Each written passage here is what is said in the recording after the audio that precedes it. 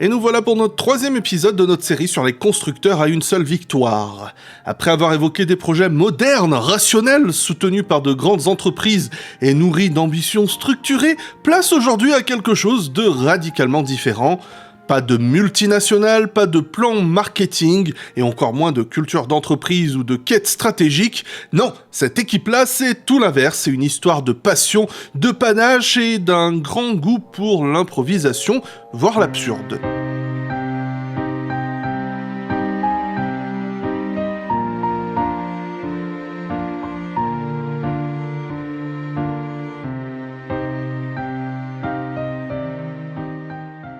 Et je vais parler maintenant d'un autre projet, peut-être pas gâché, mais qui fait rêver. Je vais parler de quête, de casquette, de esquette. Nous allons nous replonger dans les années 70. Alors je sais que tout le monde était déjà né à l'époque, même 60, lorsque Monsieur Thomas Alexandre Fermor Esquette, ou Lord Thomas Alexander Fermor Esquette, que nous allons appeler Seigneur Esquette parce que c'est beaucoup plus court, aime se balader dans des voitures de course, tout ça, avec ses copains, faire le con, tout ça. Et puis un jour, il y a un de ses amis, donc Anthony Horsley, qui est son chauffeur, qui se prennent un délire, on va lancer notre équipe en Formule 3. Ça commence plus ou moins comme ça, et au fur et à mesure des années, de petits projets de rien du tout, qui part de rien, si ce n'est que d'un noble plein aux as, qui a de l'argent à dépenser, à ne pas savoir quoi en faire, et avec ses amis, partent du coup dans des petites catégories de voitures de course. Et puis ensuite, ça marche pas mal, on va partir en Formule 2. Et puis là, ils font une rencontre avec un gamin que j'oserais dire à la fois très tête de con, très charismatique et très très talentueux, qui s'appelait James Hunt, que nous appellerons James Hunt, un Britannique rempli de talent. Donc ouais, je crois qu'il finit dans le top 3 du championnat, quelque chose comme ça. Et puis ensuite, on a Peterson et Lauda qui passent en Formule 1, Hunt qui continue à faire ses petites courses de Formule 2, tout ça. Et puis il y a là, faut remonter au début des années 70. Il y a un quintet de 5 personnes naturellement, ou un quatuor de 5 comme tu préfères, qui ont lancé un projet qui s'appelle March Engineering, avec un certain Max Mosley dans le lot, qui ont construit des châssis pour participer en Formule 1, mais aussi avec une ambition de s'en mettre un petit peu dans les poches en vendant leurs châssis aux petits indépendants. Et c'est pour ça qu'il y a plein de châssis March dans les années 70, début 70 qui traînent, et Esquette se dit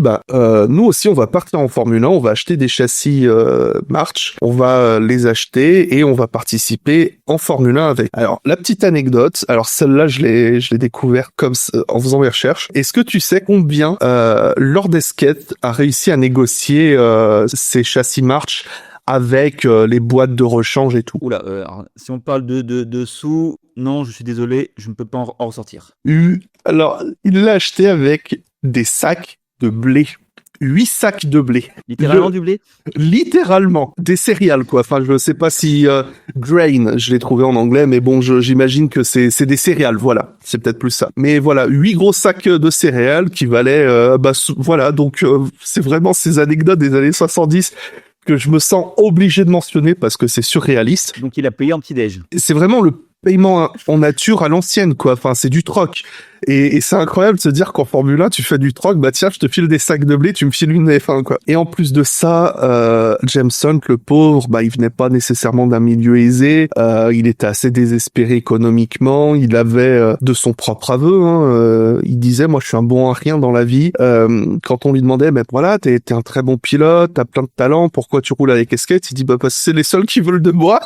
Niveau dangerosité en piste, il avait une mauvaise réputation, il a provoqué plusieurs accidents, dont un mortel en fin de promotion, il me semble. Et du coup, il était surnommé James the Shunt. Alors, j'ai pas vérifié, parce que j'ai pas revu Rush en VO depuis un temps, mais je sais qu'en VF, on dit Attila the Hunt.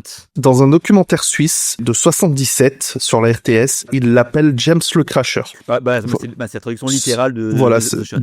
Et du coup, alors, il avait eu un accrochage, effectivement, avec un pilote dont j'ai oublié le nom. Ensuite, il est allé le choper de la voiture pour lui casser la gueule. Naturellement, le le clerc de course avait pas apprécié, tout ça. Il les a repris, mais il faut savoir que c'est l'autre pilote dont j'ai oublié le nom qui a été le plus pénalisé parce que c'est lui qui a été jugé comme le plus responsable de l'accident. Naturellement, le fait que Hunt est allé lui casser la gueule n'a rien arrangé. Mais tout ça pour dire qu'ils arrivent en 73 avec des March 731. Et en plus de ce beau deal dont je te parlais, 8 sacs de blé, ils arrivent à débaucher 2 ingénieurs de March. Alors, il y a Nigel Stroud et l'autre, je vais essayer de bien le dire, c'est Harvey Postlethwaite. Enfin bon.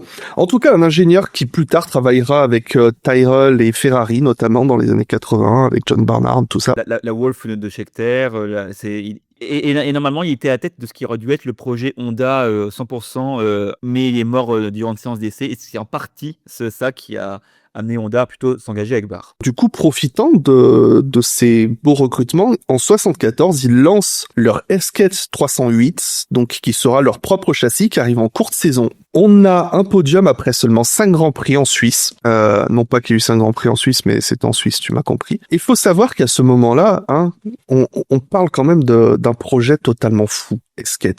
Parce que quand je dis c'est vraiment une bande de potes, c'est littéralement ça. C'est ce que vous faites avec vos copains, si vous en avez, pas comme...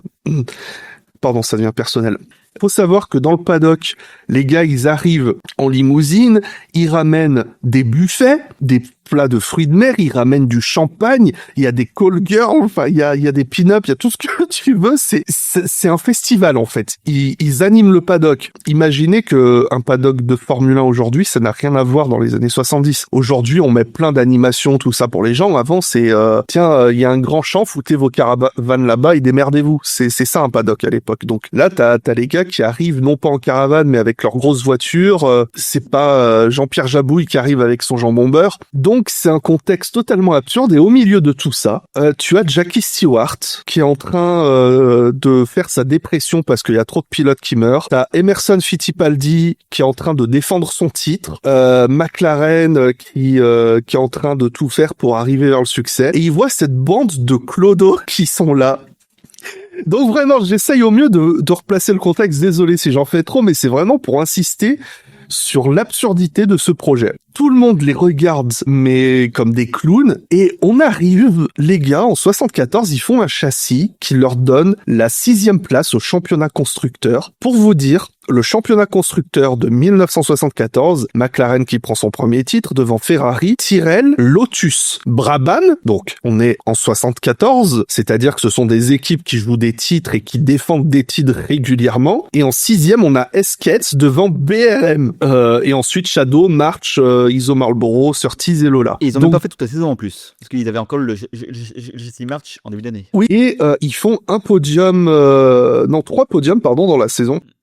Donc c'est totalement absurde, et lorsque la saison 75 commence, ça commence plutôt très bien, parce que dès le premier Grand Prix en Argentine, on a James Hunt qui est bien qualifié, et profitant un petit peu des problèmes pour les Brabham devant, il se retrouve devant Niki Lauda et Emerson Fittipaldi, donc à savoir et Claire Regazzoni, donc à savoir le trio qui jouait le titre l'année précédente, et il est devant tout ce monde.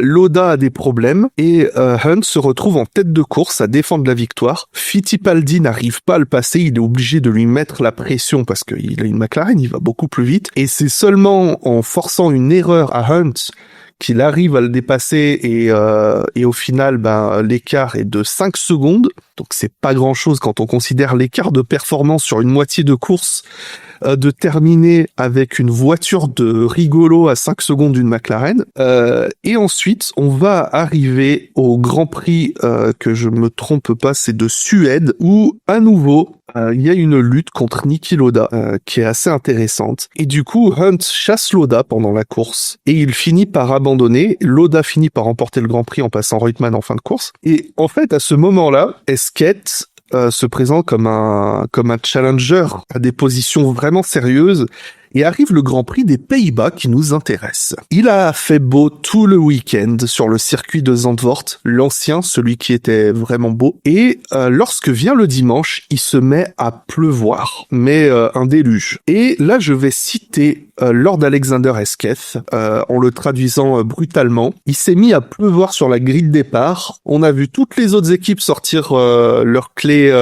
et leurs outils pour toucher leur voiture. Mais bon, vu que nous on connaissait rien au réglage, on s'est dit on va rien toucher, c'est mieux comme ça. C'est vous dire le niveau d'amateurisme de l'équipe. Alors qu'ils avaient avec eux un des meilleurs directeurs techniques de la Formule 1, avec Postal Race. Et au départ, Hunt, il est qualifié 3e, il se fait passer par Scheckter qui fait un super départ. Et tout se joue à la stratégie parce que Hunt est le premier à s'arrêter au stand pour chausser des pneus, j'allais dire slick, mais je suis plus sûr si c'est des slick en 75. Si, à partir de 71, 70 slick. Voilà. Donc en gros, il passe aux pneus secs et devant les Ferrari, Lauda, Regazzoni, Scheckter restent en pluie pendant 6 tours de plus. Et lorsqu'on s'arrête, Niki Lauda ressort des stands et devant lui, bon, il y a Jean-Pierre Jarier, mais il y a surtout cette saloperie d'esquettes blanches devant lui. Long story short, il va passer les 30 derniers tours à lui mettre la pression.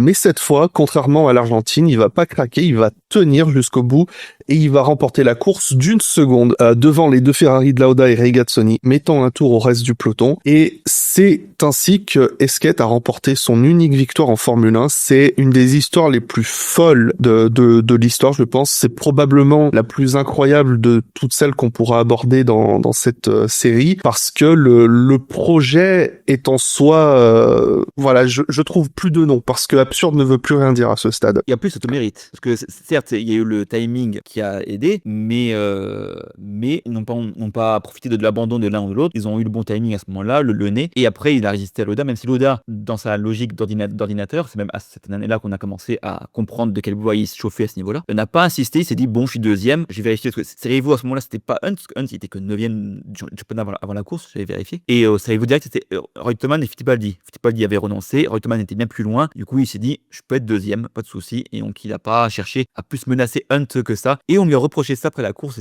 et ce qui a participé au fait que Lauda n'était pas le champion le plus populaire qui soit par rapport à un Hunt beaucoup plus volubile, une position que vous avez très bien vu dans Rush. Et du coup, le projet Esquette, j'ai quand même eu envie d'en parler dans ce contexte, parce que quand tu te dis que en 3 ans, une bande d'anonymes qui sont pas vraiment, je vais pas dire que c'est des clampins non plus, parce qu'ils ont passé quand même quelques années dans les paddocks, dans les catégories de promotion et tout, mais en quelques années, ils ont réussi à construire une bonne voiture pour jouer des podiums et prendre une victoire. On peut se dire qu'il y a moyen de construire un héritage à partir de cela. En parlant d'héritage, celui de Esquette, il était plus aussi prolifique.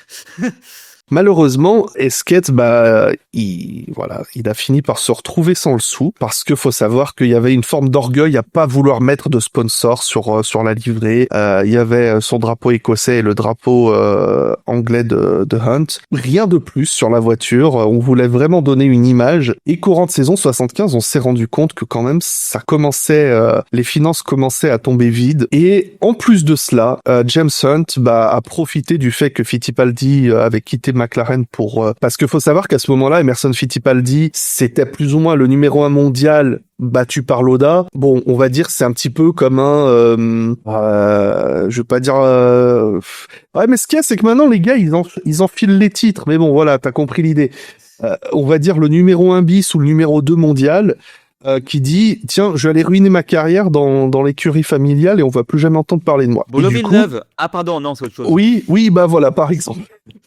Et du coup, Hunt a foncé sur l'occasion et Esquette s'est retrouvé avec, alors je sais plus vraiment qui ils ont pris l'année suivante. Qui était semi-retiré, donc du coup c'était plutôt des pilotes payants, etc.